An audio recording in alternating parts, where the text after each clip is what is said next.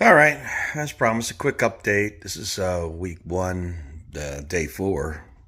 Um, just busting down the old paint here, seeing my highs and my lows, seeing where there's old Bondo, seeing where there's holes that were drilled out for old trim work, and welding those up. Very tedious process here of trying to bust the old paint down. A little discovery. I like to use a DA for this stuff, but recently, the abrasives, while they're getting more and more expensive, they just don't seem to be cutting as well or lasting as long. I was going through these pretty quickly. This is 80 grit.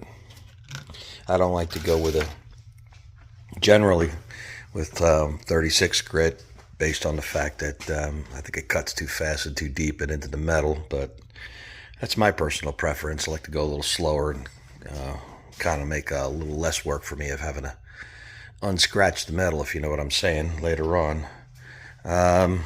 Anyway, I know somebody will have an opinion on that. But so anyway, I broke down after a while because this wasn't cutting it, the 80. I went and I got some 40 grit, and I was running through these like toilet paper. They're Velcro backed and everything. And the reason I got Velcro backed was because the compressor was running off the hook as it would, 4 days straight of. It's only about 4 or 5 hours a day, but still 4 days of sanding. I went ahead and I decided, well, let me buy an electric orbital. So I got this thing here, brand new, and it has a Velcro pad on it. So how to get some Velcro sanding discs. Unfortunately, this thing, after a very short period of time, I couldn't hang on to it because it was so hot. So not a great purchase. It was only about $100, but still, that's not great. So I was back to using my orbital for a little while, but again, you don't want the compressor running off the hook all day long. So I decided, let me just go get me my household old Porter cable, the vibrator sander. That's this one here, used for woodworking. And then I got these, this is only 1/4 sheet, but I got these, they've been sitting in my rack, in my wood shop. This is just 60 grit, and I don't know how old it is. Maybe a couple of years. I don't even know if you can get it anymore. Anyway, well, this stuff worked fantastic, and cut really quickly through the layers of paint. And this, which is not designed for automotive use, and I wouldn't use it for finish because it's not really random orbital. Also stayed cool all day long. The only thing that ran out of juice was my arms. Started getting pains in my arms from holding on to that thing all day. Anyway, that's where I'm at. Very boring, long and laborious. Got a long way to go. All right, so I've got everything sanded down first with the 60 grit, and now I'm gone over it and done it with the 80 grit, just to get any big gouges out. I've also gotten down to some bare metal in a few spots. A couple places there was some rust. Here, over there. Had some rust just forming on some areas on the hood that had been left out in the weather after they put primer on this. So they went ahead and put primer on it and then left it out in the weather.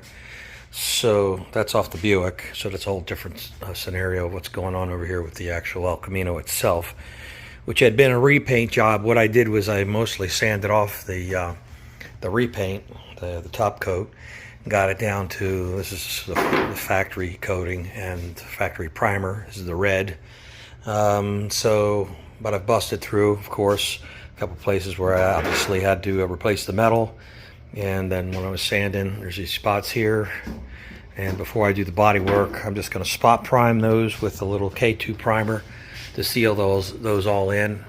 I just treated the rust spots with Ospo, which is a phosphoric acid, It basically neutralizes the rust. That's this stuff here. Got to be careful you don't inhale that stuff. Very reactive with your lungs. Anyway, so that's what I'm up to now. I've got the cover off.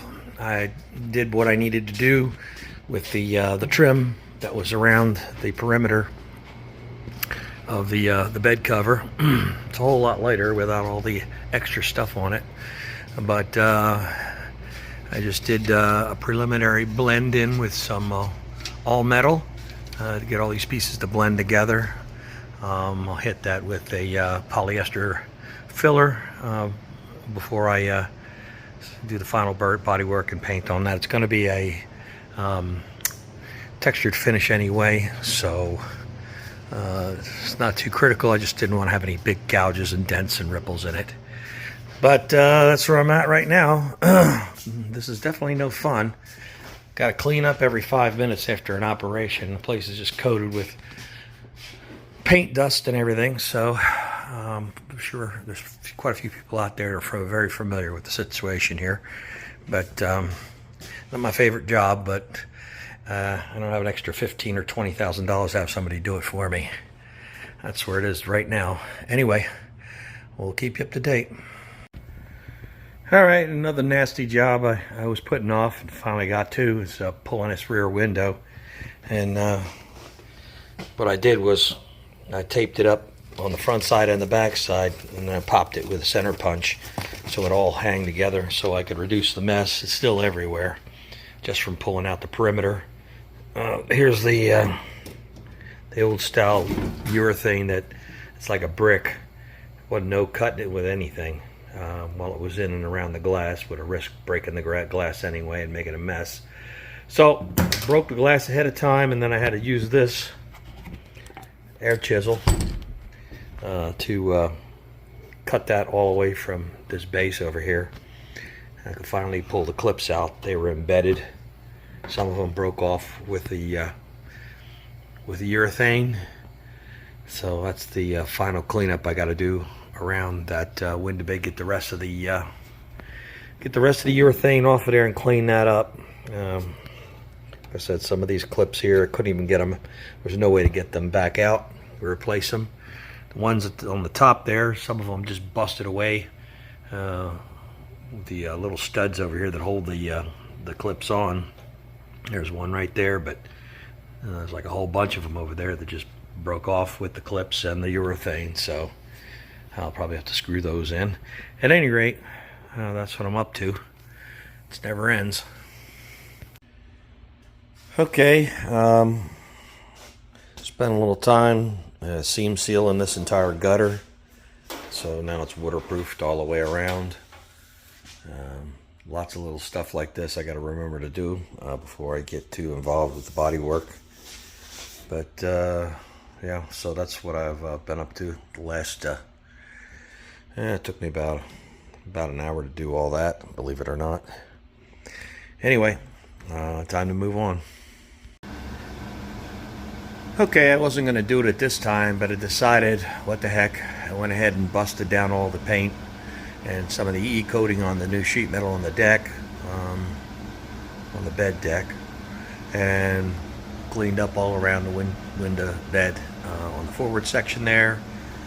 And decided, instead of just spot priming it, which I started doing that with one of those cans that has the you bust off the bottom of the can has a separate spray can, has a little button on the bottom, and when you knock it in, then it sends the hardener into the can. But so I started spot priming it, and I was like, man, there's way too much area that I need to be covering here. So I went out and got some K2 primer. I had this U-pole stuff, but I'm not a real fan of it after using it. It seems to get everywhere. I mean, everything's coated. The wall, it's black, and the walls are black. I mean, it's just a mess.